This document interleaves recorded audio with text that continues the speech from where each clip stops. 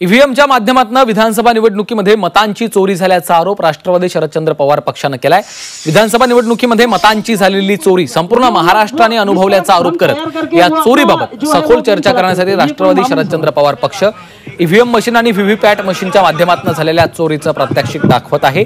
यावेळी विद्या चव्हाण तसंच पुणे शहराध्यक्ष प्रशांत जगताप आणि पक्षाचे पुण्यातील विधानसभेतले पराभूत उमेदवार उपस्थित आहेत। राष्ट्रवादी शरदचंद्र पवार पक्षाचे सगळे पराभूत उमेदवार हायकोर्टामध्ये जाणार आहेत। 6 तारखेच्या आधी सगळे प्रतिज्ञापत्रही दाखल करणार आहेत।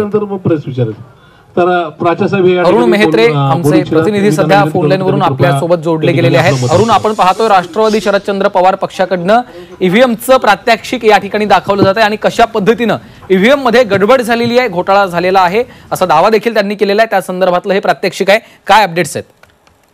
खरं तर हा आरोप किंवा दावा जुनाच आहे, मात्र नव्याने पुन्हा एकदा त्याची उजळणी या ठिकाणी केली जाते। राष्ट्रवादी काँग्रेस शरदचंद्र पवार पक्ष उमेदवार त्यांच्यासाठी म्हणून हे चर्चासत्र पुण्यामध्ये आलं होतं। या चर्चासत्रामध्ये IIT दिल्लीमधील एक तज्ञ आलेले आहेत आणि त्यांनी ईव्हीएम मध्ये त्याचप्रमाणे व्हीव्हीपॅट मध्ये कशा पद्धतीने गडबड करता येऊ शकते किंवा मतदान हे चोरलं जाऊ शकतं अशा पद्धतीचं प्रात्यक्षिक तिथे सादर केलेलं आहे। आणि याच आधारावरती सगळे पराभूत उमेदवार पुन्हा एकदा न्यायालयात जाण्याच्या तयारीत आहेत।